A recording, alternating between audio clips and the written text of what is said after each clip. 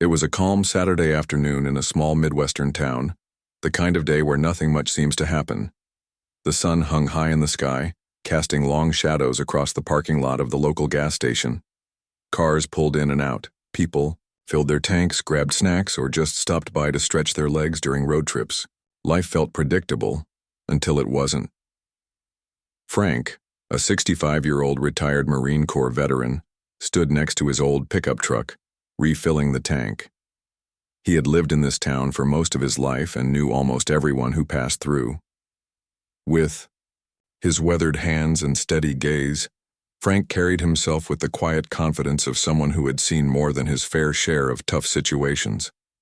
But today, he wasn't expecting anything unusual. Just another routine stop before heading home.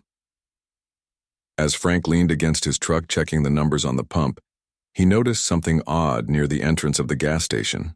A man dressed head to toe in black leather biker gear was standing there, arguing loudly with another customer.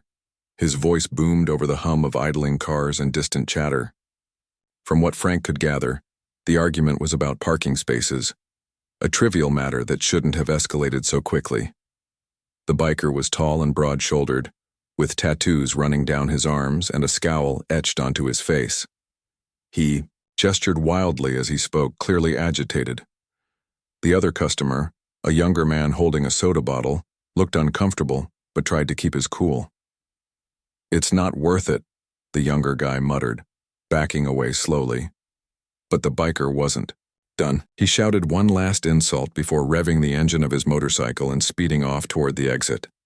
Frank shook his head slightly. People losing their tempers over such small things always baffled him. In his years, he'd learned that anger rarely solved anything. It usually made things worse. Still, the scene caught his attention and he couldn't help but feel uneasy. Something about the biker's demeanor set off alarm bells in Frank's mind. There was an unpredictability, to him, a raw edge that suggested trouble might follow wherever he went. Moments later, the unease turned into reality. The biker suddenly wheeled his motorcycle around and came back into the parking lot, this time heading straight for Frank. Frank froze for a second, unsure why the man was now approaching him. Before he could react, the biker stopped inches away from Frank's truck, cutting off the engine with a loud growl. "You got a problem?" the biker barked, glaring at Frank. His tone was sharp, accusatory. Frank blinked, taken aback. "No, I don't," he replied calmly, trying to diffuse the tension. "I'm just filling up my tank." But the biker wasn't satisfied. He stepped closer, invading Frank's personal space. "You were staring at me," he snarled, jabbing a finger in Frank's direction. "What, you think you're better than me?" Frank held up his hands, palms out, signaling peace. "Look, friend, I wasn't staring. I don't even know you. Let's not make a big deal out of this." His voice was steady, measured, the voice of someone who had spent decades keeping his composure under pressure. But the biker wasn't interested in listening. In a flash, the situation spiraled out of control. Without warning, the biker swung his fist, landing a solid punch right on Frank's jaw. The force of the blow knocked Frank backward, sending him sprawling onto the hard asphalt. Pain shot through his body as he hit the ground, his head spinning. For a moment, everything went silent except for the ringing in his ears. Around them, the gas station erupted into chaos. Customers gasped, some screamed, while others scrambled to pull out their phones and record the incident. No one dared step forward to intervene. The sheer aggression radiating from the biker kept everyone at bay. With a final sneer, the man hopped back onto his motorcycle and sped off, leaving behind a cloud of dust and a shaken crowd. Frank lay there for a few seconds, dazed and hurting. Blood trickled from the corner of his mouth, mixing with the grit of the pavement beneath him. Slowly he pushed himself up, wincing as pain shot through his side. Someone nearby offered a hand to help him stand, but Frank waved them off. Despite the throbbing ache in his jaw, he managed to get to his feet, brushing dirt off his clothes. He glanced around, taking stock of the stunned faces watching him. Most looked sympathetic, a few horrified. Frank forced a weak smile, trying to reassure them and himself that he was okay. Deep inside, though, he felt a mix of emotions: frustration, humiliation, and a simmering anger. This wasn't how he expected his quiet Saturday to go. Little did Frank know, this encounter was far from over. Unbeknownst to the biker, Frank wasn't alone in this world. He had family who wouldn't take kindly to seeing him treated this way. And within minutes, the wheels of retribution would begin turning. After the punch, Frank stood there for a moment trying to catch his breath. His jaw throbbed and he could taste the metallic tang of blood in his mouth. The pain was sharp, but it wasn't just physical. It was the shock of being attacked so suddenly, so senselessly. He leaned against his truck, steadying himself as people around him continued to murmur and stare. Some offered help, asking if he needed an ambulance or wanted them to call the police. But Frank shook his head. "I'm fine," he muttered, through gritted teeth, though his voice betrayed the strain. "Just give me a minute." He reached into his pocket and pulled out his phone. His hands trembled slightly as he scrolled through his contacts. Despite the pain, there was clarity in his mind about what needed to happen next. He couldn't let this go unanswered, not because he was looking for revenge, but because no one should get away with treating another person like that, especially someone like him who had spent decades serving his country and standing up for others. The first name that came to mind was Jake, his youngest son. Jake wasn't just any son. He was the kind of guy you'd want on your side when things got tough. A former Army Ranger, Jake had spent years training for high-pressure situations. Now, he worked in private security, dealing with everything, from corporate threats to personal protection cases. If anyone could handle something like this, it was Jake. Frank hesitated for a second before pressing the call button. Part of him didn't want to involve his family. He prided himself on handling his own problems. But this felt different. This wasn't just some minor disagreement or misunderstanding. This was violence, plain and simple, and Frank knew better than most that sometimes solving a problem required bringing in reinforcements. The phone rang twice before Jake picked up. "Hey, Dad," he said, his tone casual but alert. Jake always sounded ready, even when he was off duty. That's just how he was wired. "Jake," Frank began, his voice low and strained, "I need you to listen carefully." There was a pause on the other end. Jake's instincts kicked in immediately. "What happened?" he asked, his tone shifting from relaxed to razor-sharp in an instant. Frank sighed, rubbing his forehead with his free hand. "It's nothing serious," he started, downplaying the situation. I got into a little trouble at the gas station. Someone took a swing at me." "A swing?" Jake interrupted, his voice rising slightly. "Who did this? Are you hurt?" Frank hesitated again, glancing around the parking lot. People were still milling about, whispering among themselves. He lowered his voice. "Some guy on a motorcycle. Leather jacket, tattoos, big guy. He flew off the handle over nothing. I tried to calm him down, but..." Frank trailed off, letting the sentence hang unfinished. Jake didn't need to hear more. His father wasn't the type to exaggerate or make mountains out of molehills. If Frank said he'd been punched, then it was bad enough. Jake's mind raced as he processed the information. He knew his dad wasn't invincible, despite acting like it sometimes. At 65, Frank was still strong and capable, but he wasn't built to take hits like he used to. And whoever had done this clearly hadn't cared about that. "Where are you now?" Jake asked, already grabbing his keys and heading toward the door of his apartment. "Still at the gas station," Frank replied. "But I'm okay.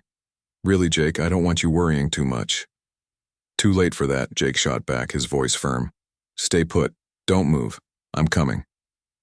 Before Frank could protest, Jake hung up. He didn't waste time arguing or explaining further. When Jake decided to act, he moved fast, and he wasn't alone. Within minutes, he was on the phone with a few trusted friends. These weren't just buddies from the neighborhood. They were battle-tested professionals, men and women who had served alongside him in the military or worked with him in private security. They were the kind of people who understood loyalty and justice, and they didn't hesitate when Jake called. "Listen up," Jake said as he drove, his focus razor-sharp. "We've got a situation. My dad got jumped today by some biker punk. I'm heading to the scene now. Meet me there ASAP." One by one, his team confirmed their arrival. Each of them knew Jake well enough to know this wasn't a request. It was a mission. There was no room for hesitation, no time for questions. They grabbed whatever gear they might need and headed out, converging on the small town where Frank lived. Back at the gas station, Frank sat on the curb, dabbing at his lip with a napkin someone had handed him. His jaw was swollen, and every movement sent a fresh wave of pain shooting through his face. But worse than the physical discomfort was the gnawing frustration. He hated feeling vulnerable, especially in front of strangers. Years of military service had taught him to stand tall, to project strength even in the toughest situations. Being knocked down like this felt like a betrayal, not just of himself, but of all the values he'd fought to uphold. As he waited, he noticed a group of teenagers filming the aftermath on their phones. One of them approached cautiously, holding out a water bottle. "Sir, are you okay?" the kid asked, his voice tinged with concern. Frank managed a weak smile. "I'll live," he said. "Thanks for asking." The kid nodded, clearly unsure what else to say. He lingered for a moment before stepping back to join his friends. Frank watched them talk quietly among themselves, pointing at him and shaking their heads. He didn't blame them for staring. It wasn't every day you saw something like this unfold, but it only added to his growing discomfort. 10 minutes later, the sound of tires screeching caught everyone's attention. A black SUV pulled into the parking lot, followed closely by 2 more vehicles. Out stepped Jake, flanked by 4 others, 2 men and 2 women. They moved with purpose, their body language exuding confidence and authority. Even without uniforms, it was clear these were people who knew how to handle themselves. Jake spotted his father immediately. He strode over, his jaw clenched tight. "Dad," he said, kneeling beside Frank. His eyes scanned his father's face, taking in the swelling and the dried blood. "Tell me everything." Frank sighed, knowing there was no point in sugarcoating it anymore. "Like I said, it was nothing major, just some guy losing his temper. I tried to walk away, but he wouldn't let it go." Jake's expression hardened. "Did anyone get a plate number or a good look at his bike?" Frank nodded toward a middle-aged woman standing nearby. "She snapped a picture," he said, gesturing vaguely. "Said she'd send it to me." Jake turned to his team. "You heard him? Let's find her and get that photo. Then we track this guy down." The group split up efficiently, each member assigned a task. 2 stayed behind to gather witness statements while another went to speak with the woman who had taken the photo. Jake remained with his father, helping him to his feet. "We're going to fix this," Jake said firmly, his voice leaving no room for doubt. "No one messes with our family and walks away thinking they can do it again." Frank looked at his son, pride mingling with worry in his eyes. "Be careful, Jake. I don't want this turning into something bigger than it needs to be." Jake placed a reassuring hand on his father's shoulder. "Don't worry, Dad. We'll handle it the right way. For you." And with that, the wheels of justice began turning. Jake's team worked like a well-oiled machine, each member knowing exactly what to do without needing constant direction. The parking lot of the gas station buzzed with quiet energy as they moved around, gathering information and piecing together the puzzle. People who had witnessed the attack were eager to talk, some out of concern for Frank, others because they wanted to see justice served. The biker's reckless behavior had left an impression on everyone there, and it wasn't a good one. The woman who had taken the photo of the motorcycle was easy to locate. She stood near her car, clutching her phone tightly, looking both nervous and determined. When one of Jake's teammates approached her, she immediately handed over the image. "I hope this helps," she said softly, glancing at Frank. "He didn't deserve that." "Thank you," the team member replied with a nod. "This is exactly what we needed." Meanwhile, another teammate canvassed the area, speaking with bystanders and jotting down notes. Some described the biker in detail, his towering frame, the tattoos snaking up his arms, the menacing scowl that seemed permanently etched onto his face. Others mentioned the loud revving of his engine as he sped off, leaving behind a trail of dust and fear. Every little detail mattered. It all added up to paint a clearer picture of who they were dealing with. Back at the center of it all, Jake stayed close to his father. He helped Frank into the passenger seat of his truck, making sure he was comfortable before turning his attention back to the task at hand. His mind raced as he processed everything he'd learned so far. Whoever this guy was, he clearly had no regard for anyone else's safety or dignity. That kind of recklessness couldn't be ignored, not when it resulted in someone getting hurt. "All right," Jake said, addressing his team once they regrouped. They huddled near the SUVs, their expressions serious but focused. "We've got a partial plate number from the photo and enough descriptions to narrow down our search. Let's split up and cover more ground. 2 of you hit the local spots where bikers hang out, bars, repair shops, anywhere they might congregate.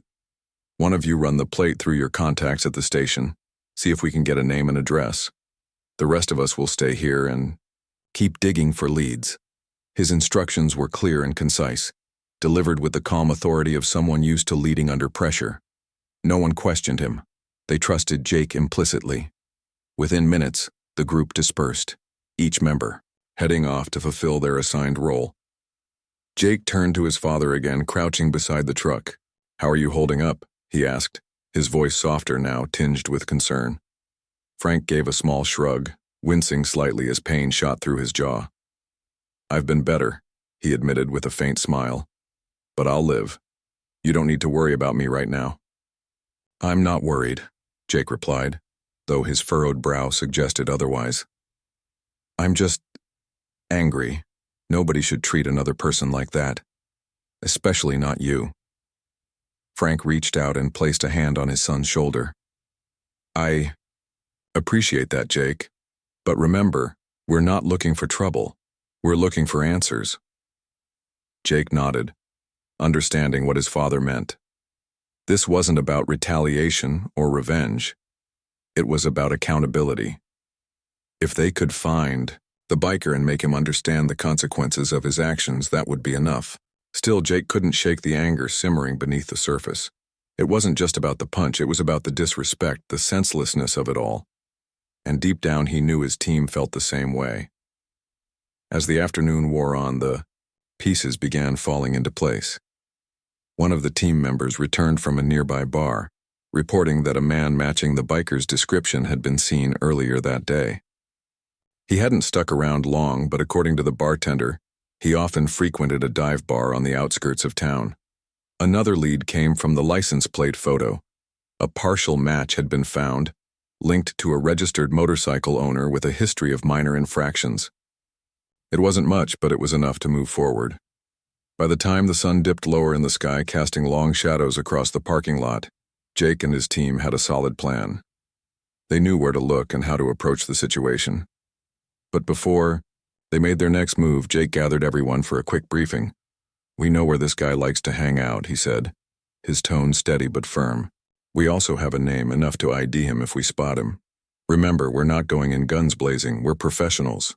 We handle this smartly, cleanly. Got it?" Everyone nodded in agreement. Despite the adrenaline coursing through their veins, they understood the importance of restraint. This wasn't a Hollywood movie, it was real life, real people. And while justice was the goal, unnecessary escalation wouldn't help anyone. With the plan set, Jake climbed into the driver's seat of the lead SUV, his father insisting on coming along despite his injuries. "I'm not sitting this one out," Frank said firmly when Jake protested. "Besides, I want to see this through." Reluctantly, Jake agreed, knowing there was no point in arguing further. The rest of the team piled into their vehicles, engines rumbling to life as they prepared to head to the dive bar on the edge of town. As they pulled out of the gas station parking room, the tension in the air was palpable. Everyone knew what was at stake, not just for Frank, but for the principle of standing up against senseless violence. The drive to the bar didn't take long. Located down a dusty road lined with dilapidated buildings and flickering neon signs, the place looked exactly like the kind of joint a biker would call home. Music blared from inside, mingling with the sound of laughter and clinking glasses. A few motorcycles were parked outside, gleaming under the fading sunlight. Jake parked a short distance away, giving the team space to observe before making their move. They stepped out of the vehicles, their movements deliberate and coordinated. Each member carried themselves with the confidence of someone who knew they belonged in high-stakes situations. As they approached the bar, eyes locked onto the entrance, the weight of the moment settled over them. They weren't just here for Frank, they were here to send a message. Violence without cause wasn't acceptable. Disrespecting others wasn't acceptable. And sometimes delivering that message required showing up in force. Standing at the front of the group, Jake took a deep breath. Then, with a nod to his team, he pushed open the door and stepped inside. The dimly lit interior was packed with patrons, smoke curling lazily through the air. Conversations paused momentarily as heads turned to see who had entered. In the corner, seated at a table surrounded by fellow bikers, was the man they'd come to find. For a brief moment, time seemed to stand still. The biker glanced up, his expression shifting from casual indifference to wary recognition. He knew why they were here, and judging by the look on his face, he wasn't happy about it. Jake stepped forward, his posture unwavering. "We need to talk," he said simply, his voice cutting through the sudden silence like a knife. The dive bar was the kind of place where trouble brewed as naturally as the cheap beer served in chipped mugs. The air inside was thick with smoke, a mix of cigarette haze and the faint smell of spilled liquor lingering on sticky floors. Neon signs flickered above the bar, casting eerie shadows over the room. It wasn't hard to spot the biker. They were all gathered in one corner, their laughter loud and brash, drowning out the jukebox playing an old rock song in the background. When Jake and his team walked in, the atmosphere shifted instantly. Conversations paused mid-sentence, heads turned and eyes narrowed. There was something about the way they carried themselves that made it clear they weren't here for drinks or small talk. Their presence demanded attention, and everyone in the room could feel it. The biker who had attacked Frank sat at the center of the group, leaning back in his chair like he owned the place. His boots rested on the table, and his leather jacket gleamed under the dim light. When he saw Jake step forward, his smirk faltered for just a second before returning wider and cockier than before. He glanced around at his friends, chuckling as if to say, "Watch this." Jake didn't waste time with pleasantries. He moved steadily toward the table, his teammates fanning out behind him. They didn't block the exits or make overtly threatening gestures. They didn't need to. Their body language said everything, calm, collected, but unmistakably dangerous. This wasn't a random gang looking for a fight. This was a strike team. And they meant business. "We need to talk," Jake said, stopping a few feet away from the table. His voice was low but firm, cutting through the silence like a blade. Every word carried weight, leaving no room for misinterpretation. The biker tilted his head, feigning confusion. "Talk? About what?"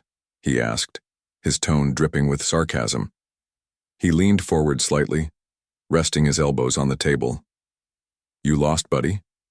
Jake ignored the jab. Instead, he pulled out his phone and showed the photo taken earlier at the gas station, the one of the biker's motorcycle license plate. "This yours?" he asked, holding up the screen so everyone at the table could see it. The biker's smirk faltered again, but only briefly. He shrugged, pretending not to care. "Yeah, so? What's it to you?" Jake slid the phone back into his pocket. "It belongs to the guy who punched my father today. That makes it my business." A murmur rippled through the crowd, some of the bikers exchanging uneasy glances. One of them muttered under his breath, "This is gonna get messy." But the man in question didn't seem concerned. If anything, he looked amused. "Oh, your daddy got his feelings hurt?" he sneered, leaning back in his chair again. Maybe next time he should mind his own damn business. That was the wrong thing to say. Jake's jaw tightened, and for a moment it seemed like he might lunge across the table. But he didn't. Instead, he took a deliberate step closer, his eyes locked onto the biker's face. "Listen carefully," Jake said, his voice colder now, more commanding. "What you did today wasn't just punching someone, it was crossing a line. You picked on someone who couldn't fight back, the way you wanted. That's cowardice, plain and simple. The biker's grin faded completely this time. He sat up straighter, his chair scraping against the floor as he pushed it back. "Are you threatening me?" he growled, standing to meet Jake eye to eye. He towered over most people, but Jake didn't flinch. Height and intimidation tactics didn't work on someone like him. He'd faced far worse in combat zones. "No," Jake replied evenly. "I'm promising you, if I ever see you near my father again or anyone else you think you can bully, you'll regret it." For a split second, it seemed like the biker might throw a punch right then and there. His fists clenched, and his chest puffed out as he tried to assert dominance. But before he could act, two of Jake's teammates stepped forward, positioning themselves between him and the rest of the bikers. Without saying a word, they made it clear. Any move he made would be met with consequences. The tension in the room was electric, crackling like a storm about to break. The other patrons kept their distance, watching nervously as the standoff unfolded. No one wanted to get caught in the crossfire, not when it involved guys like these. Finally, the biker broke the silence. "You don't know who you're messing with," he spat, his bravado wavering slightly. "You come into my spot throwing threats around like you run things." Jake cut him off. "I'm not here to run anything. I'm here to deliver a message. You messed with the wrong person today. Consider this your warning." The biker hesitated, clearly unsure how to respond. On one hand, he was surrounded by his crew, men who would normally back him up without question. On the other hand, he was facing a group of highly trained individuals who radiated control and precision. Even his friends seemed reluctant to jump into the fray. A couple of them exchanged nervous looks, silently weighing the risks of getting involved. Realizing he was outnumbered and outmatched, the biker let out a bitter laugh, trying to save face. "Whatever, man. Get out of here before you embarrass yourself." Jake didn't respond. He simply turned and motioned for his team to follow him. As they walked toward the exit, the tension in the room began to ease. The bikers muttered among themselves, their earlier confidence replaced by unease. None of them made a move to stop the group as they left. Outside, the cool evening air felt refreshing after the stifling heat of the bar. Jake exhaled deeply, running a hand over his face. His father, Frank, stood nearby, leaning against the truck. Despite the pain in his jaw, he wore a look of quiet satisfaction. Justice hadn't been served in the traditional sense, not yet. But the biker had gotten the message loud and clear. "You okay?" Jake asked, walking over to his dad. Frank nodded. "Better now," he said, managing a small smile. "Thanks to you." Jake returned the smile, though it didn't reach his eyes. "We're not done yet," he said quietly. "But for tonight, we've done enough." The team piled back into their vehicles, the drive home quieter than the journey there. Each member reflected on what had happened, processing the events of the day. They hadn't resorted to violence, hadn't escalated the situation unnecessarily. Instead, they had used strategy, discipline, and sheer presence to send a powerful message. Sometimes that was all it took. As they pulled into Frank's driveway, Jake turned to his father.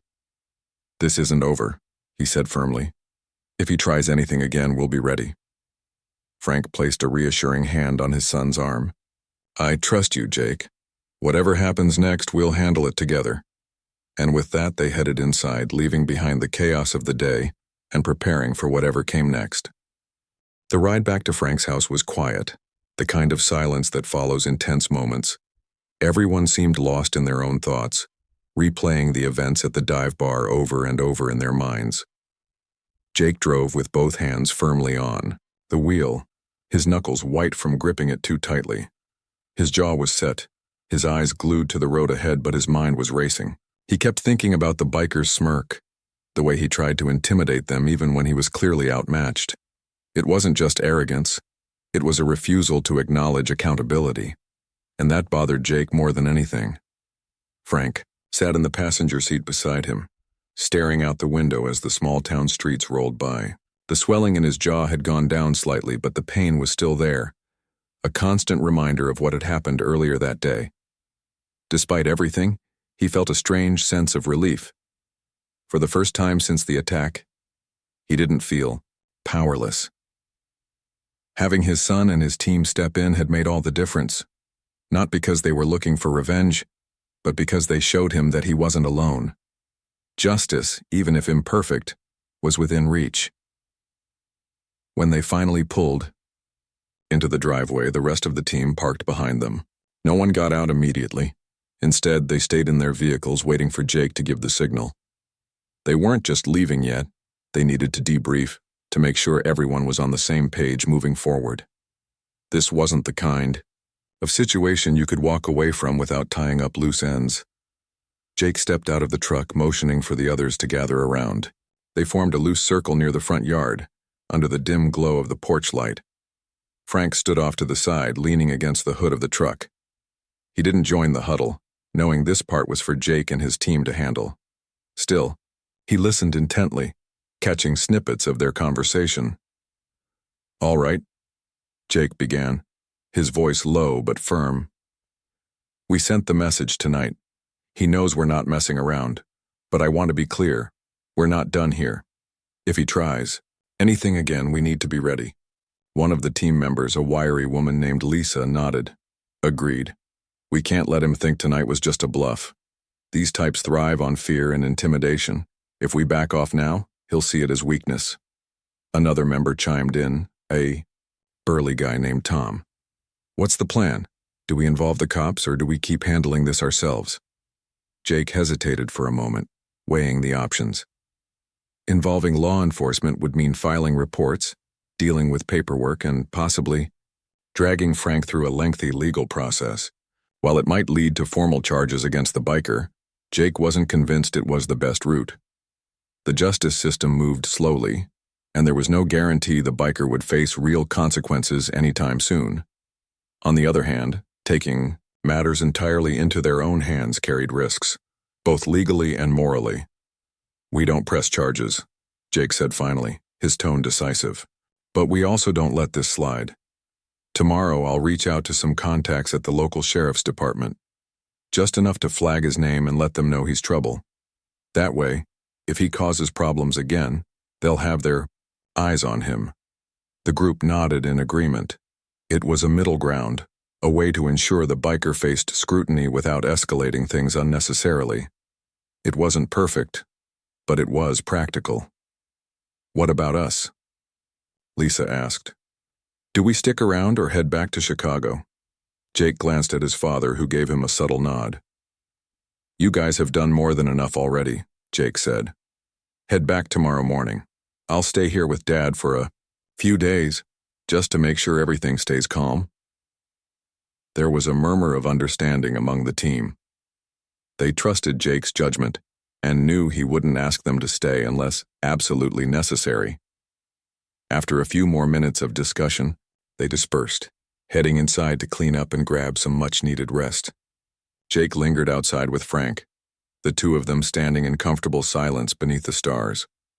"You really think he'll leave us alone after tonight?" Frank asked eventually, breaking the quiet. Jake exhaled slowly, running a hand through his hair. "Honestly, I don't know. Guys like that usually don't back down easily. But tonight wasn't just about teaching him a lesson. It was about showing him we're prepared. If he tries anything, he'll regret it." Frank nodded thoughtfully. "And if he doesn't try anything? What then?" "Then maybe he learned something," Jake replied. "Maybe he realizes there are lines you don't cross. Either way, we've done what we needed to do. Now it's up to him." They stood there for a while longer, letting the night air cool their tempers and settle their nerves. Eventually, Jake clapped his dad lightly on the shoulder. "Come on, let's go inside. You need ice for that jaw." Inside the house, the mood shifted from tense to reflective. Over cups of coffee brewed strong enough to wake the dead, Jake and Frank talked about everything: the past, the present, and even the future. It wasn't often they had moments like this, where life slowed down long enough for them to connect. Tonight, though, felt different. The events of the day had brought them closer, reminding them of the bond they shared. "I'm proud of you, Jake," Frank said suddenly, his voice soft but sincere. "Not just for tonight, but for everything. You've always been the kind of person who steps up when it matters most." Jake smiled faintly, though his expression remained serious. "I learned from the best," he said, nodding toward his dad. "You taught me how to stand my ground, not just physically, but morally. Doing the right thing isn't always easy, but it's worth it." Frank chuckled softly, wincing as the movement tugged at his sore jaw. "Well, I hope you never stop learning. Life has a funny way of testing you when you least expect it." As the hours ticked by, exhaustion began to creep in. One by one, the team retired to the spare rooms and couches scattered throughout the house, each finding solace in sleep.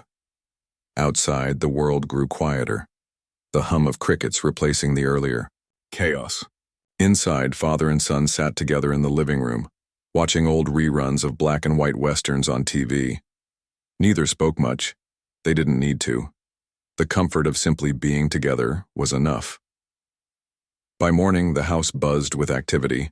Once more, the team packed up their gear, exchanged hugs and handshakes, and promised to stay in touch. Before leaving, Lisa approached Jake and handed him a folded piece of paper. "Just in case," she said with a wink. Unfolding it, Jake saw it was a list of emergency contacts, friends in high places who owed her favors.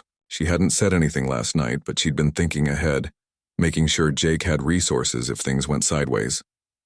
"Thanks," Jake said, slipping the paper into his pocket. "I owe you one." Lisa grinned. "No, you don't. We're family. Family takes care of each other." With that, the team loaded into their vehicles and drove off, leaving Jake and Frank alone once more. As the sound of engines faded into the distance, Frank turned to his son. "So what's next?" Jake shrugged, a hint of a smile playing on his lips. "We wait and we watch. Whatever happens, we'll deal with it, together."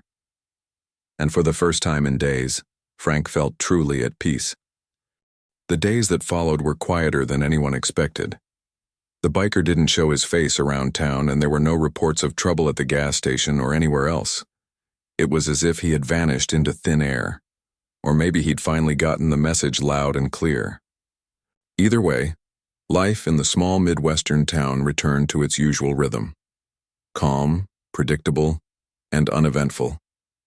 Jake stayed with his father for a week, keeping an eye on things just in case. He wasn't taking any chances, not after what had happened. But as the days passed without incident, even Jake began to relax. He spent his mornings helping Frank with chores around the house, fixing the squeaky gate out back or clearing leaves from the driveway. In the afternoons, they sat together on the porch, sipping coffee and talking about everything under the sun. Old war stories, childhood memories, and plans for the future. For the first time in years, they weren't rushing through their conversations. They were savoring them. One evening, as the sun dipped below the horizon, painting the sky in shades of orange and pink, Frank leaned back in his chair and let out a contented sigh. "You know," he said, glancing at Jake, "I think this might have been exactly what we needed." Jake raised an eyebrow, curious. "What do you mean?" "I mean, all of this." Frank gestured vaguely, encompassing the past week. The attack, the team's arrival, the confrontation at the bar, and now this quiet moment between father and son. It reminded me how important family is, how strong we are when we stick together. Jake smiled, though his expression softened with emotion. "Yeah, I get that. It's easy to forget sometimes, isn't it? Life gets busy, and before you know it, months go by without really connecting." Frank nodded. "Exactly. But this whole mess, it brought us closer. And honestly, I'm grateful for that." They sat in silence for a while, watching fireflies dance across the yard. The cicadas chirped in the distance, their rhythmic hum blending with the gentle rustle of leaves in the breeze. It was peaceful, almost surreal, considering how chaotic things had been just a short time ago. By the end of the week, Jake decided it was time to head back to Chicago. His work there couldn't wait forever, and he trusted that his father would be safe. Before leaving, he made one final call to his contacts at the local sheriff's office, ensuring they kept tabs on the biker, just in case. Then, he packed up his bags, hugged his dad goodbye, and climbed into his truck. As he drove away, Frank stood in the driveway, waving until the taillights disappeared down the road. For a moment, he felt a pang of loneliness, but it quickly faded. Jake had promised to visit again soon, and Frank believed him. Besides, he knew his son was only a phone call away if anything went wrong. A few weeks later, Frank received a letter in the mail. At first glance, it looked like junk mail, one of those glossy flyers advertising car washes or pizza deals. But when he opened it, he realized it was something entirely different. Inside was a handwritten note, along with a photograph. The day. Note read, "Dear Mr. Thompson, I want to apologize for my behavior at the gas station. What I did was wrong and I regret it deeply. I hope you can forgive me. Enclosed is a picture of your truck. I noticed it had a scratch on the bumper, so I took the liberty of fixing it for you. Again, I'm sorry, and I promise never to let my temper get the better of me like that again. Sincerely, a friend." Frank stared at the note for a long time, his brow furrowed in thought. The photograph showed his old pickup truck looking shiny and pristine, the scratch near the bumper completely gone. Whoever had sent this clearly meant business and not in a threatening way. It was an olive branch, a genuine attempt to make amends. For a moment, Frank debated whether to tell Jake about the letter. Part of him wanted to keep it private, to let the matter rest without involving anyone else. But deep down, he knew Jake deserved to know. So he picked up the phone and dialed his son's number. When Jake answered, Frank wasted no time getting to the point. "You're not going to believe this," he said, his tone light but tinged with disbelief. "I got a letter today. From him." There was a pause on the other end. "From who?" Jake asked, confused. "The biker," Frank replied. "He sent me a note apologizing for what happened, said he regrets it and hopes I can forgive him." Jake's voice hardened slightly. "Did he say anything else?" "Nope, just that he fixed the scratch on my truck. There's a picture included. It looks brand new." Another pause. Then Jake sighed. "Do you believe him?" Frank thought about it for a moment. "Honestly, I don't know. Maybe he's being sincere, or maybe he's scared of what'll happen if he doesn't play nice. Either way, it doesn't matter. What matters is that he reached out. That's progress." Jake didn't respond right away. When he finally spoke, his voice was softer, calmer. "You're probably right, Dad. If he's willing to apologize and follow through on it, that's a step in the right direction. Let's just hope he means it." Over the next few months, life continued as usual. The biker never caused trouble again, at least not that anyone heard about. Occasionally, Frank would see him around town, at the grocery store or passing by on his motorcycle, but they never spoke. Each time, the biker nodded respectfully, acknowledging Frank's presence without making a scene. It wasn't friendship, but it was understanding. And sometimes that was enough. Jake visited regularly, always checking in to make sure everything was okay. During one of these visits, he found his father tinkering in the garage, working on a project he'd started weeks earlier. "What's this?" Jake asked, picking up a wooden plaque Frank had been carving. "It's nothing special," Frank replied with a shrug. "Just something I've been messing around with. Thought it might look good on the wall." Jake examined the plaque more closely. Etched into the wood were 3 simple words: strength, loyalty, justice. "That's nice," Jake said, smiling. "Where'd you come up with that?" Frank chuckled softly. "Oh, I don't know. Just seemed fitting, given everything that's happened." Jake grinned, placing the plaque back on the workbench. Fitting indeed. As the two of them worked side by side in the garage, the bond between them stronger than ever, Frank couldn't help but feel grateful. Grateful for his son, for the lessons life had taught him, and for the reminder that even in moments of chaos, there's always room for growth, forgiveness, and connection. And so, life moved forward. Not perfectly, but with purpose. Together, they faced whatever came next, knowing they had each other's backs no matter what.